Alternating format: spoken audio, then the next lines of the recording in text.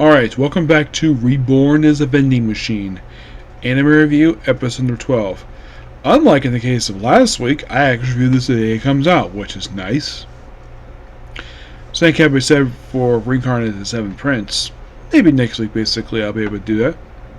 So I'll review that tomorrow along with Dr. Stone, Danadon, and New Saga. So, excuse me, we're here reviewing believe it or not, the 18th episode of the series, which I'm pretty much halfway through season 2 of this one. Oh yes, it's called Sweet Temptation. So we started, we finished the patrols. We have Heavy working with Sui. I think like Lamas working with Hilamy doing their patrols. And then after finish that, of course, basically the captain of the Menagerie of Fools, Kirio, invites Boxo to the Menagerie of Fools hideout, which Lamas, Hilamy, and excuse me,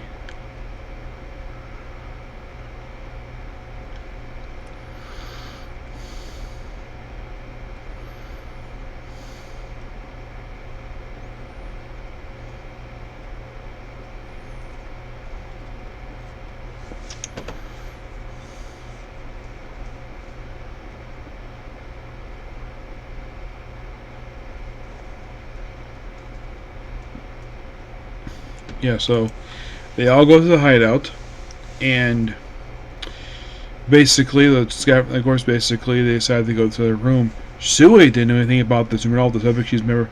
They do reveal kind of a little bit, basically, the hierarchy of basically when people first joined. So apparently, the founding members of the Menagerie of Fools were the captain, the vice captain, and the twins. Kirio, Femina, Aka, and Shiro. They were the founding members of the group. And the reason for this is a little bit later. And apparently Heavy joined before Sui did. So then they go to this room, which no one's seen before, and it's filled with crystals. Purple crystals. And there's one on the ground laying aside, and apparently there's a person inside of it who is actually, I kid you not, the son of Femina and Karo, which means, yes, not only their son, they're happily married. We also found the twins are actually their sons too, and the fact that the guy and the kid in the coffin, like, oh, his little brother? No. They were triplets. And the reason why he's in the coffin because he has two blessings. One is regeneration, obviously. The other is a negative blessing was given to him by a rogue hunter party that they killed called Decay. And they reveal, oh yeah. Now, like, of all of this, they go, oh yeah, would you join the Netherlord? And they're all like, what? Seriously? And they all say no. So Hilamy, Lamas, and Sue go behind the barrier. Heavy, of course, basically is by himself. And there is one other person here.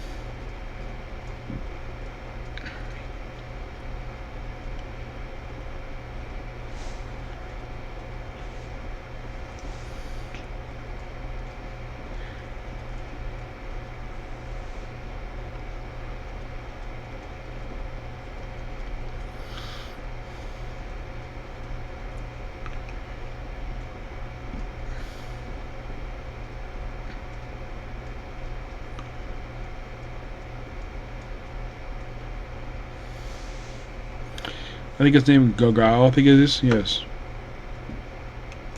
So, they have fighting the family. So, Hattie fights the captain. The vice captain, Sui, fights her. The swordsman, he fights the twins. Well, the two triplets. And apparently it reveals, oh yeah, he actually, like, oh yeah, the swords go in poison. But apparently he has special blessing deals with sensory issues, which can also negate things of sight, hearing, touch, and taste. probably temporarily. Also can negate pain, apparently. Excuse me, it's a rare blessing. Just like how Boxel's barriers are a rare blessing too. I'll now mention the fact that telepathy is a blessing, but so apparently the captain's got this secret ability of his, which can negate blessings temporarily.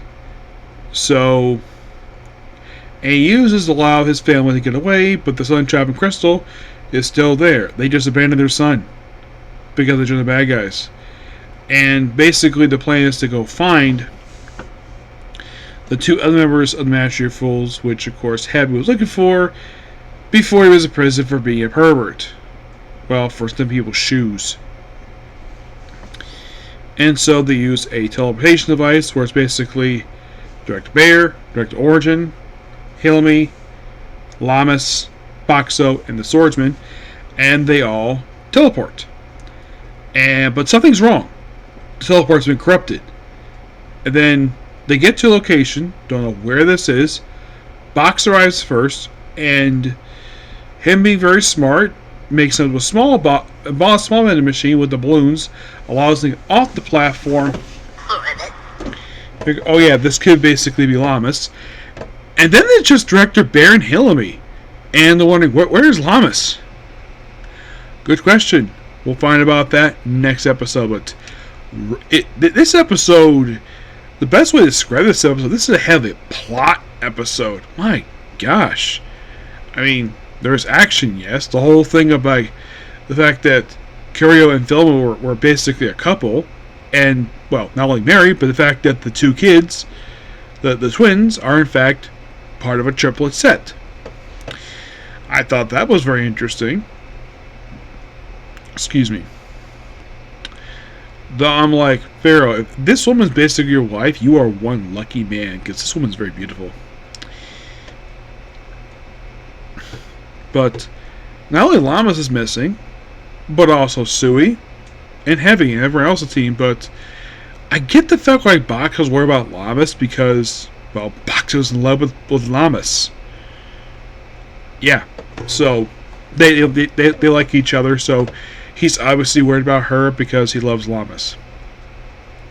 And oh yeah, by the way, they revealed the whole thing about the wish that supposedly if you conquer the last stratum, you grant a wish. So the dungeon will disappear, but the people will not. Apparently they'll be ejected from the dungeon. Okay, interesting. But what happens to businesses? That's a good question. Which means we finally see what the heck this world looks like, because if you think about it, we didn't have a dungeon since the start of the show.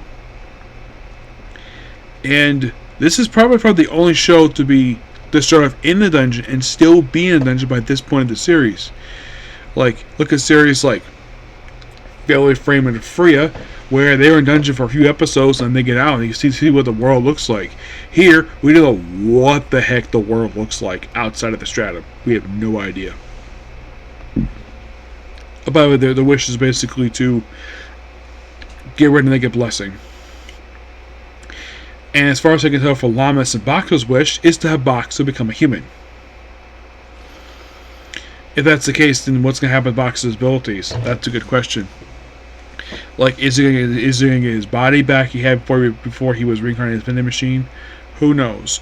We'll find more about this as the series goes on. We have roughly 5 more to go for the season. Actually, 6 more to go, excuse me. And that's it.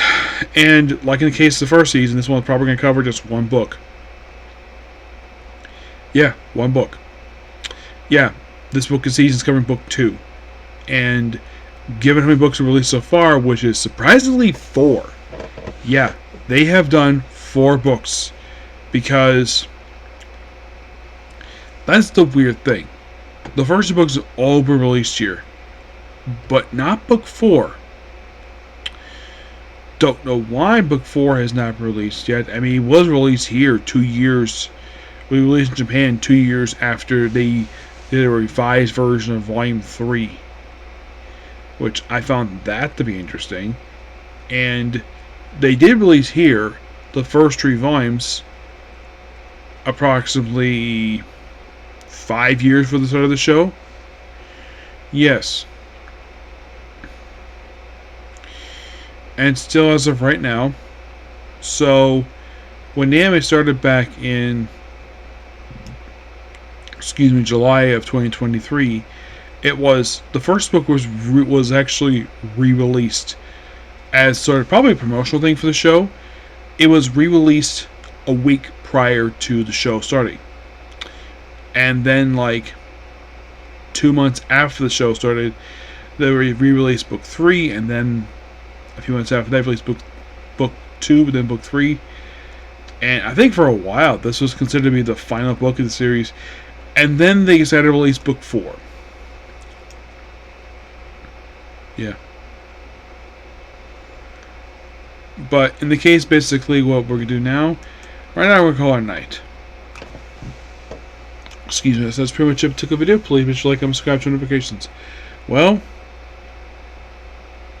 as far as I can tell now, the Talker anime, that's going to come back at some point, but not right now. So I'm going to focus on doing Cheat Skill anime, maybe Comic Corner, that's a maybe, but definitely got Seven Prince, Dandadan, Dr. Stone, Saga. Okay? See you tomorrow. Bye.